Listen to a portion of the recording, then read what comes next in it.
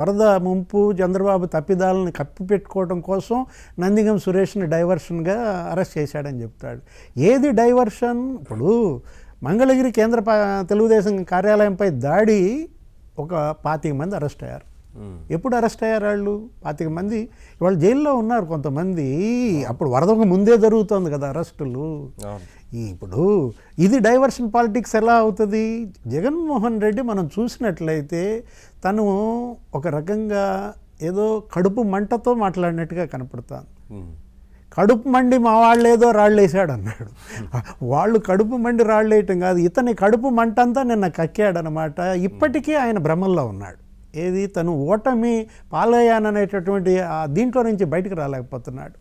ఇవాళ ఇంకా నేను ముఖ్యమంత్రినే అని చెప్పి మనం చూసాం గతంలో. ఏంటి, తనకి ముఖ్యమంత్రి భద్రత కావాలని కోర్టుకు వెళ్ళాడు.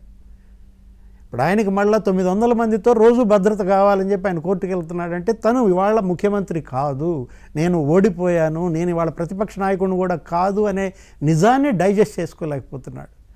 ఇవాళ ఇప్పుడు ఈ జగన్మోహన్ రెడ్డి వ్యాఖ్యలు మన అనూష చెప్పింది ఏమని, ఆ బూతు పదం. అవును, అంటే మీ అమ్మని నువ్వు ఇవాళ బహిరంగంగా తిట్టావు. పట్టాభిగా తిట్టింది అసలు ఆ పదానికి అర్థం అదే కాదు. ఎవరో మన మిత్రుడు ఎవరో చెప్పారు, ఏదో గుజరాత్లో ఒక ఊరు ఉందంట, ఏది బోషడిక్ అనే విలేజ్ ఒకటి ఉందంట ఎక్కడెక్కడో గుజరాత్లో. ఇప్పుడు జంధ్యాల గారి సినిమాలో ఉంది సార్, ఆ డైలాగు పెట్టుకొని హాస్యాన్ని పండించారు. తను ఏంటంటే తన ఓటమికి ప్రధాన కారణం తన తల్లి అమెరికా నుంచి వీడియో వదిలిందన్న కక్షతో ఇప్పుడు ఈ బూతు పదం వాళ్ళ తల్లిని తిట్టినట్టుగా ఉంది తప్ప ఇది పట్టాభి తిట్టినట్టుగా కాదన్నమాట.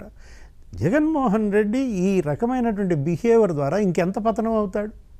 ఇప్పటికే అతను పాతాళానికి పతనమైపోయిన పరిస్థితుల్లో పరిపాలన చేత కాకపోతే చంద్రబాబు అన్నాడు. పరిపాలన చేత కాలేదంటే అర్థం ఏంటి? అంటే నీ తరహాలో పరిపాలన చేయలేకపోతున్నాడా? ఏది మొత్తం నీ పాటికి అరెస్ట్ చేసేసి నేను లోపల వేయలేదనా? లేకపోతే మీ వాళ్ళ మీద ఒక 2560 మంది పేరున కేసులు పెట్టలేదనా?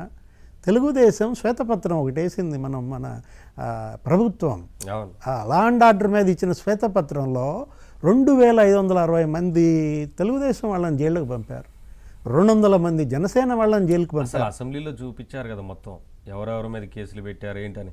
అసెంబ్లీలో ఉన్న వాళ్ళనే కేసులు ఉన్న వాళ్ళని నించోమంటే అందరు నించున్నారు 90%. మీద కూడా పెట్టారు కదా సార్ 4 కేసులు. ఒక్కరు కాదు కదా. సుజాత గారు మాట్లాడతారు.